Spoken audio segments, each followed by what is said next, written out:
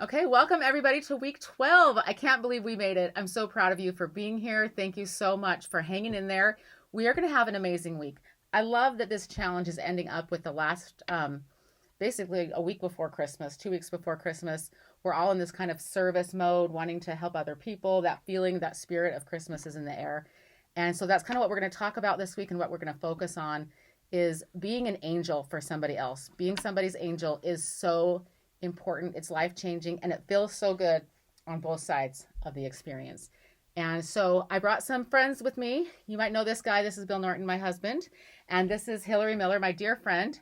And we're going to tell a really fun story to you guys today that happened to all three of us about, 2 months ago, 3 months ago? Anyways, just a couple weeks before I started this challenge with you. And it really is a turning point in my life, a huge turning point in my life, where I really overcame a lot of struggles. And that's kind of what made me want to do this challenge, get out there and help other people who might have been struggling just like I was, and teach them the things that helped me turn my corners. And this is one of the last things that helped me turn this last corner. And I know I'll have more corners to turn, but this felt really good to get here. So anyways, so let's just start with this story with where I was at the time. I had been married before, as you know. I'm sure I've talked plenty about that, but it was really hard struggle, and so much of my identity was related to that struggle. And I was always trying to be happy and find peace and joy in spite of this really stressful, difficult marriage that I had. And it even became part of my identity, this survivor mode.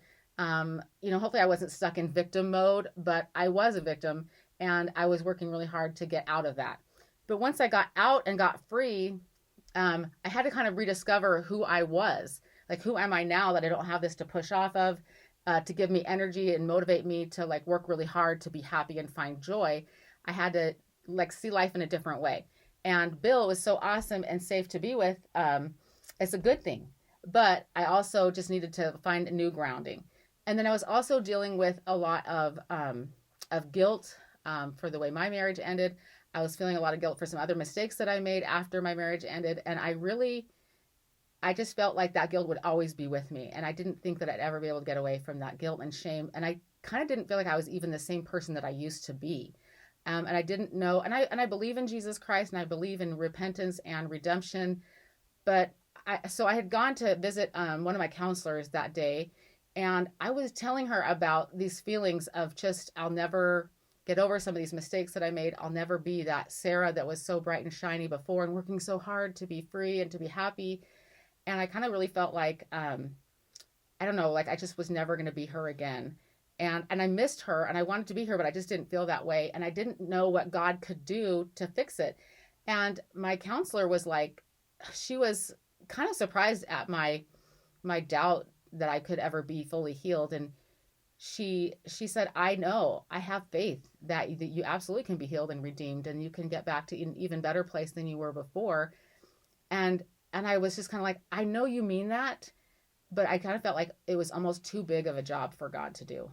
Like I really did. And I've had so many miracles in my life. I've experienced so many incredible tender mercies and blessings, and had so many angels in my life.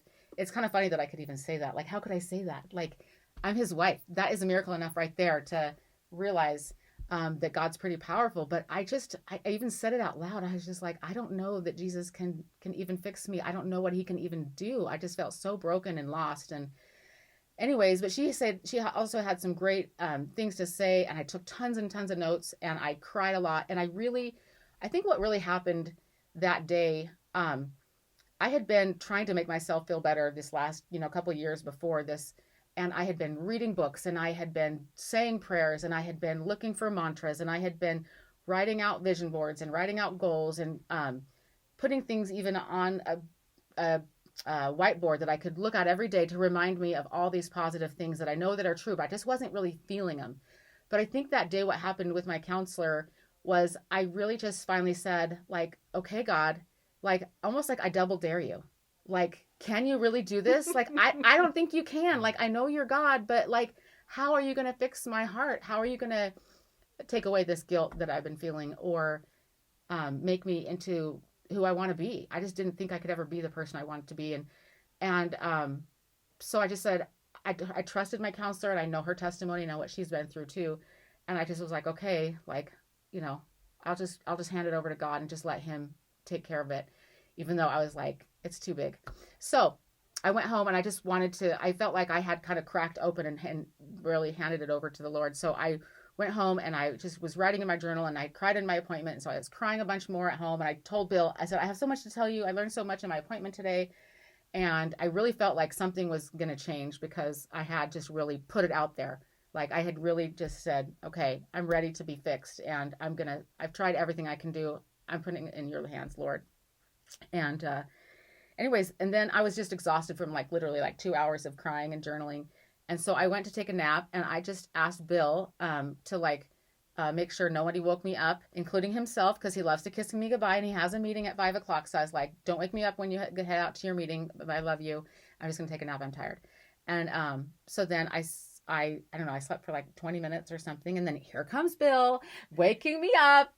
And I'm just like, okay. And he said, I know you don't want me to wake you up, but there's somebody who's at the door. And I heard the door. So actually I already was awake.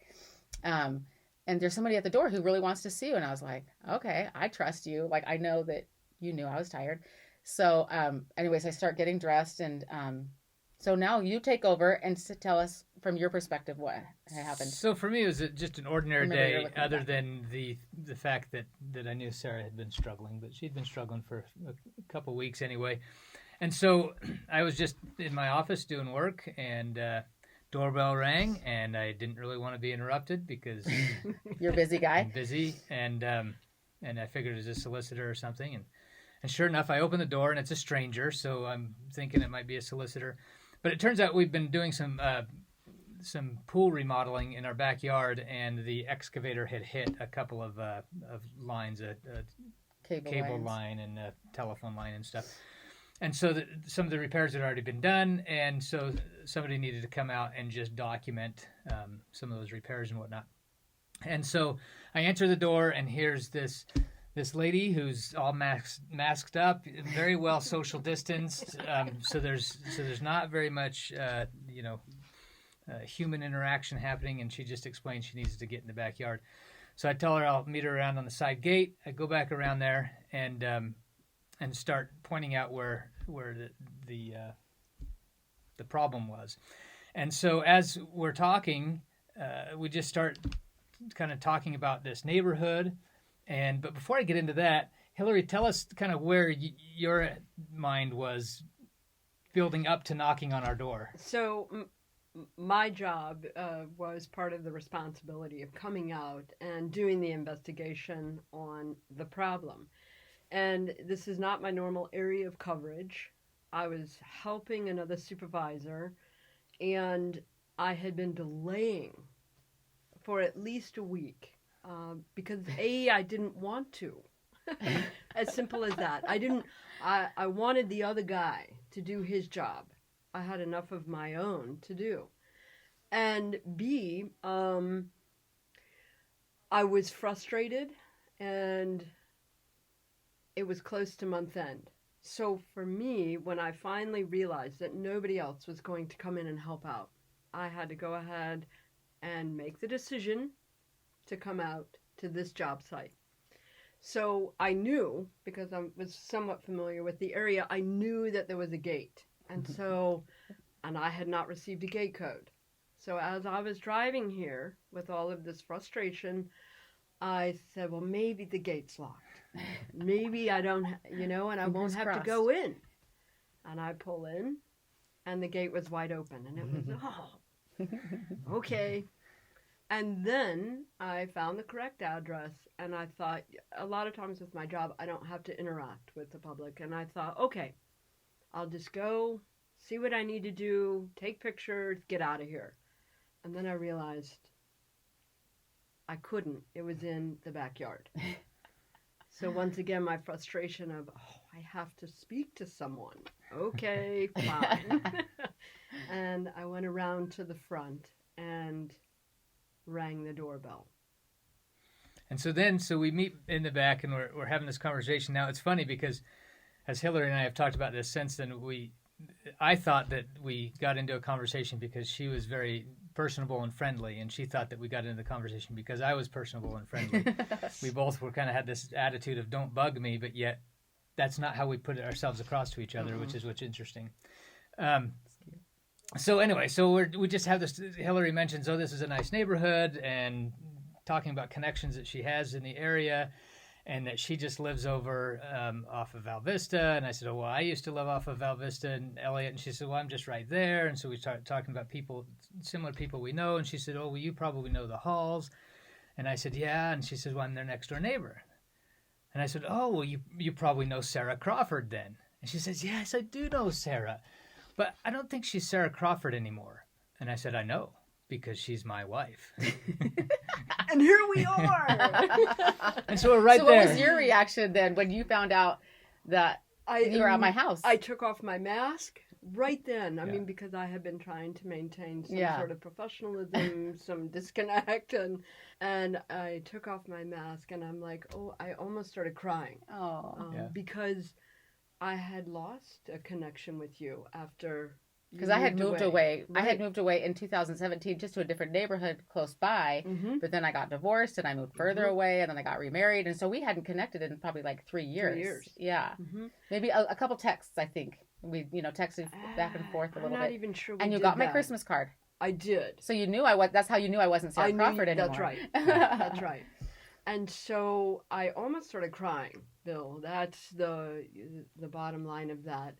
And I said, is she here? Can I talk to her? Yeah. And I'll let you take over. Well, so, Hillarie, of course, is the one that can share the emotion of that, but I'm the only one that can share the look on her face. It was awesome. And when she looked at the house, she didn't even look at me and say, is Sarah home? She looked at the house and said, is she there? Like in there? I'm that close to being with my friend that I haven't seen in a few years. And so I said, yeah, let me go talk to her. And as I go walking in to go get her, I'm thinking, I'm not supposed to wake her up. So I'm in a dilemma.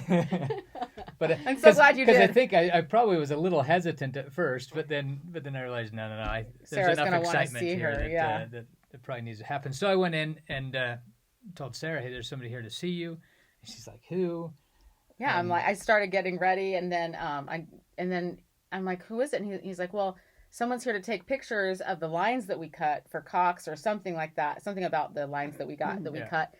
And I'm like, well, who would I know that would be doing that? And then immediately Hillarie came to mind, because I knew that she worked for a company that, checks to see what lines are underground. I didn't realize, cut them. And I didn't realize that you knew all this and had all this connection. So from my perspective, he was like, I'm just like somebody who is excited to see you. They were just going to be doing some pictures out here. And then she's like, is it Hillarie? And I'm like, it is. How did you know? I know. I go, of course. I'm like, is it Hillarie? And he's like, yes. And I was like, oh my gosh. And then I was like getting my clothes on and getting all, getting ready to come out there, because I had, put some jammies on to take my nap. So I had to get in real clothes to see Hillarie. But I was in a hurry, because I was like, oh my gosh, Hillarie's right out there. So I went outside and I could not wait to see her. And oh my gosh, it was the best hug. I needed it so bad. So let me just tell you what happened to my heart when I saw Hillarie. First of all, Hillarie and I, we were next door neighbors for probably 3 years, 2 or 3 years. And when she moved in, her life was in a big transition period. I mean, she'd obviously just moved in next to me, and she was going through a lot of emotional stuff. And I was going through a lot of emotional stuff, really trying to figure out what the heck's going on with my marriage and with my life, and am I going to stay married? And that was a year for me of like really, it was December 2014, I think, when you moved in. Yeah. And it was hugely pivotal. That was like the same time, literally that was the time in my life. I've told you guys this story about when my kids were really struggling. And that is another huge thing that you helped me with during that time, because my kids were struggling with their things.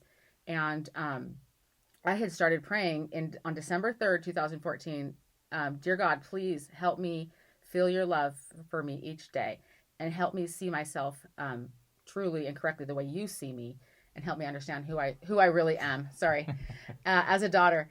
And She's then looking at I was looking at the computer. other audience. Yeah, sorry. Help me help me see myself as you see me, and help me see myself clearly. And then Hillarie moved in. like right after that. And here she comes again on the day that I'm just like, God, I don't know if you can heal me. I don't know how you're going to help, fix this hole in my heart. And then here comes Hillarie knocking on my front door. Like the day that I put that out there to the Lord of like, please help me, figure out who I am. So when I saw Hillarie, it was like, this person knows me. This person loves me. And she just she feels safe. But I felt like who I really was before, during those years of us learning and growing together and just having a fun time together too, laughing our heads off and sharing all of our art with each other, was reflected in her face. Like I knew when she saw me, that's a person that loves Sarah. Mm-hmm. And when she hugged me, I just felt all of that love. And I really felt like I'm still her. She's still in me. And it's going to be okay. Because Hillarie's here and she loves me and she knows me. And Bill already has shown me that and proven that a million times. But I really needed that reminder of like, yes, you're still Sarah and she's still in there. And whatever has happened in between when we were last hanging out, she doesn't care. No. She still loves me. Mm-hmm. And that was a huge, I needed to know that. And I love Hillarie so much and I really respect her opinion. Not just of me, but I respect Hillarie. We've had a million deep conversations. I think our first conversation was deep. It was. We just went right into like being really close friends like that. Mm-hmm. And so for me, it was a huge blessing. And then it wasn't just like seeing Hillarie and it was like, okay, but then we had like a 3-hour conversation. So I went ahead and had to leave to my meeting, and I came back 3 hours later, and they were still in the same spot. Well, actually, we moved inside. Yeah, we got too many mosquito bites out on the patio. Sure. So with that, I'll let you guys talk about that what happened in that 3-hour conversation. Perfect. So we'll see you guys in about 3 hours. We won't make you stay here for 3 hours, but I do want to touch on a few things that happened in that conversation, and because of that conversation, so obviously more than the conversation, it was just being together and just enjoying each other's company. But what I think is so neat about that is that Hillarie literally was my angel that day. I mean, I think I've told her about a million times, like, I can't believe you're here. I can't believe I got to see you. That felt so good. That hug was just like, I'll never forget it. It was a nice long hug. And, but Hillarie wasn't like, you didn't set out that morning to like rescue somebody or be somebody's angel. You were just Hillarie doing your job, being yourself and doing what you do, but yet you got to like be a miracle in somebody's life. Well, but I think the thing that's important to remember, Sarah, is some of the history that we've had together. You were an angel too. And sometimes you have that with a purpose, and yet I'm not usually open to some of that involvement. Right. And yet when I moved in as your neighbor 6 years ago, we did have that immediate connection. And I knew that people come into our lives and then they go, and sometimes there's reasons. And when you moved, it was very sad for me. Yeah. But I also knew that it was a positive thing for you. Yeah. So when I look back at the history and the close friendships that we had and the close connections, you were safe for me too. And there is something to the safe and the trust and the acceptance of not just who we are, but also our journey of where we want to be. Absolutely. And then our goals of where we hope to be. Yes. And so I always felt like with you, I could be who I was. Right.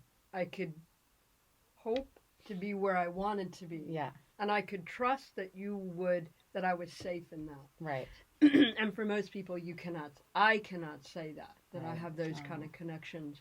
So when I saw you that day, it was maybe a miracle for you, but it was also a miracle for me. Oh. And that is I think the true message is, I don't know that you thought in your angst and sadness and all of that you had just gone through that exhausted you, if you thought of yourself as an angel.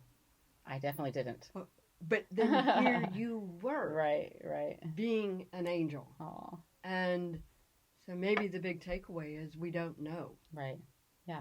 when we're angels. Yeah, and I always think of the impact you had on my life, but I don't really. I mean, because I'm not you, I don't really realize the impact that that I had on yours. You know, Right. and so it's so interesting that that experience blesses both of us so much. Absolutely. Yeah, and I mean, angels need people to serve, you know, and to be with, and so that's why it's just so it's such a delicious thing when it happens, you know, and you just want more. You're just like, okay, who else? That's kind of why with the challenge, it was like that experience was so great.